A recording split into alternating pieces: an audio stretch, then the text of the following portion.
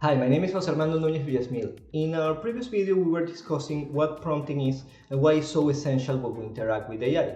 We were defining good prompting as this combination between clearly express what are our needs and desires, but also the understanding of how these LLM models work and how to better express the information so they gave us better outputs.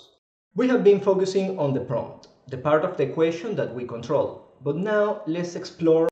How does a large language model work? While there are many resources about LLMs available on the web, they are often too complex. So I prefer to explain a little bit of how these models work using a real-life example that, again, I have experienced, and I'm sure that if you have been working with these tools for the last 2 years, you also probably have seen it or experienced it. Around 2 years ago, it started to pop on the internet that if you asked an LLM how many R's were in the word strawberry, it often got the answer wrong. However, if you separate the letters clearly, like S, T, R, A, and so on, or you use dashes as separation, the model suddenly gets it right. So what's happening here? The model processes prompts as units called tokens, which can be whole words or parts of words, not necessarily individual letters. Because of this, it sometimes struggles with character-level tasks, such as counting letters in a word.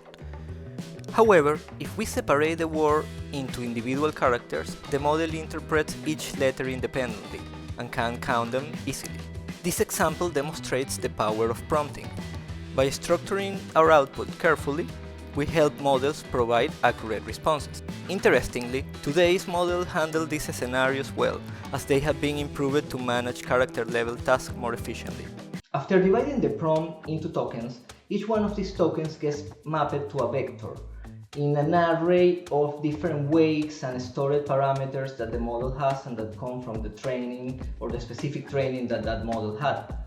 And to be honest, the full mechanics of the whole process is very complex and beyond what we really need to build good prompts. So I have attached some excellent resources that you can go into the rabbit hole with and learn more about the technical side. But for now, that's it. That's really all the things that we have to consider from the large language model side. And now it's time to ask ourselves, how can we improve our prompts? in most AI tools, our interactions occur within separated chats. Each chat is its own independent universe. The information and context and specific tasks that we develop in one chat are not transferred to any other of the chats.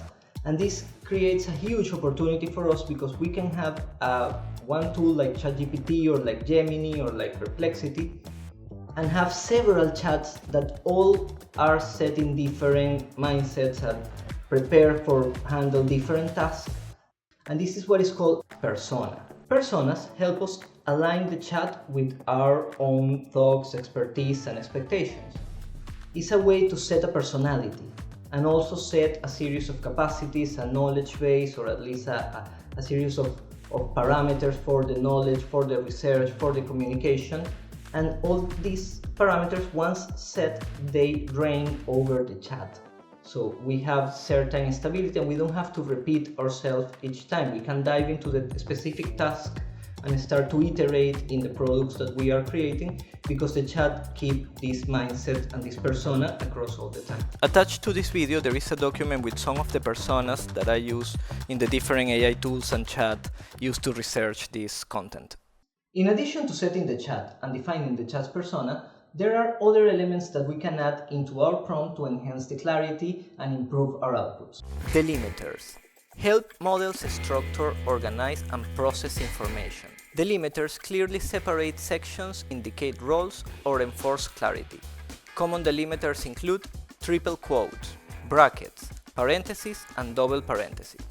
Labels help clarify the structure of prompts by distinctly marking different sections such as persona, task, objective, instructions, input, and output. Expressions and phrasing patterns guide the model behavior and structure responses. Examples include number steps, imperative phrases, clear limitations. Visual or semantic enhancers improve readability and interpretation, adhering to familiar formatting convention. Examples include bullet points, quotation marks, dialogue formats, emojis. With these building blocks, we are now better equipped to build better prompts. In our upcoming videos, we're going to be seeing how to integrate these elements and how to combine them to get very powerful prompts. Remember that if you have any doubt or any comment, you can drop it here, and thank you very much. See us in our next video.